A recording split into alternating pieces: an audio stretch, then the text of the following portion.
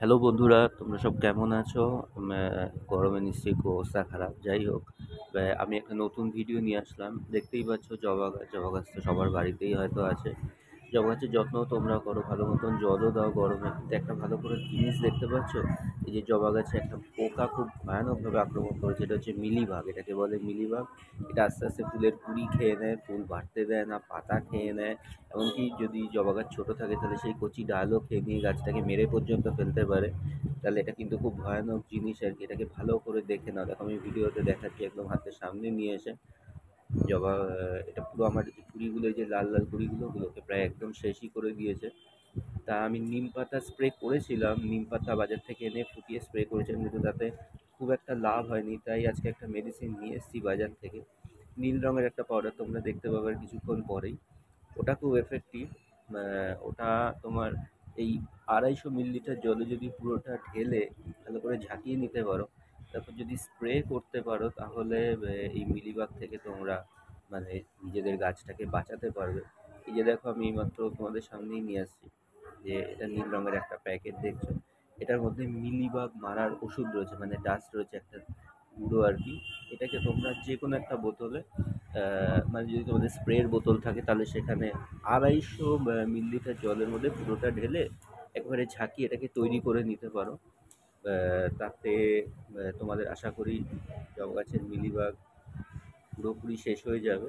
আর mealybug ডিম পেড়ে থাকলেও সেই ডিমগুলো কোনো এফেক্ট করতে পারবে না, সেই ডিমগুলো আস্তে আস্তে মরে যাবে। এটা প্রচণ্ড পরিমাণে দরকার, কেন কি আমি দেখছি গরমকালে এমনিতেই এত রোদ, তাতে কেন গাছের পাতায় জল সেভাবে দিতে না পারলে গাছের পাতা পুড়ে যাচ্ছে, হলদে হয়ে যাচ্ছে। তার উপর স্পেশালি জবা গাছে আমি দেখেছি, আমি আমাদের এক দাদাকেও জিজ্ঞেস করেছিলাম, সে দাদা গাছের পরিচর্যা করেন, তিনিও বলছেন যে হ্যাঁ, জবা গাছে এই ধরনের পোকা খুব অ্যাটাক করে, এটাকে মিলিবাগ বলে।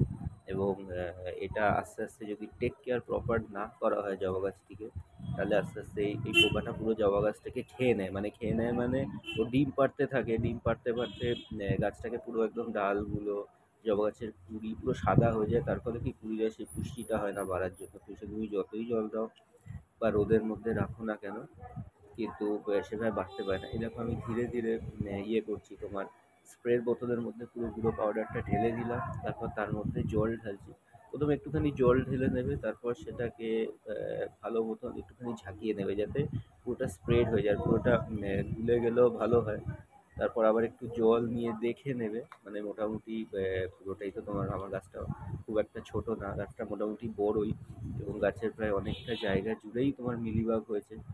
সেই কারণে এটাকে ভালো মতন স্প্রে না করলে কিন্তু হবে না। পুরো শুধুমাত্র ওই কুঁড়িগুলোর উপর যেখানে তোমরা দেখবে যে মিলিবাগ অ্যাটাক করেছে, শুধু ওইটুকুতে স্প্রে করলে কিন্তু হবে না, স্প্রে করতে হবে পুরোটাতেই, মানে পুরো পাতায়, পুরো ডালে ভালো মতন স্প্রে করে দিও। আর একটা কথা, স্প্রে করার আগে বোতলে, মানে পুরো স্প্রেটা তৈরি করে নেওয়ার পর হাতটা ভালো করে ধুয়ে নিও, বোতলটাও মুছে নিও, কারণ এটা কিন্তু খুব পয়জনাস। ঠিক আছে? কারণ এটা মিলিবাগকে মারবার জন্যে। ভুল করে যেন হাতে সাবান না দিয়ে কোনো কিছু খাদ্য দ্রব্যতে হাত দিয়ে দিও না, খাদ্যবস্তুতে হাত দিয়ে খেয়ে নিও না, তাহলে আমাদেরই ক্ষতি হবে, হিতে বিপরীত হবে।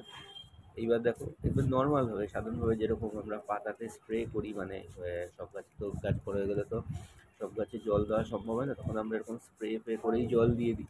ঠিক আছে? ঠিক সেরকমই এরকম পুরোটা স্প্রে করে দাও, ধরে ধরে ডালগুলোকে ধরে ধরে দেখে দেখে ভালো মতন স্প্রে করে দাও। স্প্রে করার পর আবার আলাদা করে গাছে জল দিতে যেও না কিন্তু, ওটাকে ছেড়ে দাও, মাটিতে জল দাও। মাটিতে যেরকম জল দিচ্ছে, এখন তো এত গরম, মাটিতে তো রোজ জল দিতেই হবে।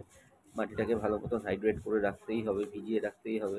আর সার তো তোমরা দাওই, সেটা তো আমি জানি। সার তো আছে, আমি আগেও মিক্সড সার, আমি আরেকটা ভিডিওতে দেখাবো যে আমি কী কী সার দিই জবা গাছ ভালো রাখার জন্য।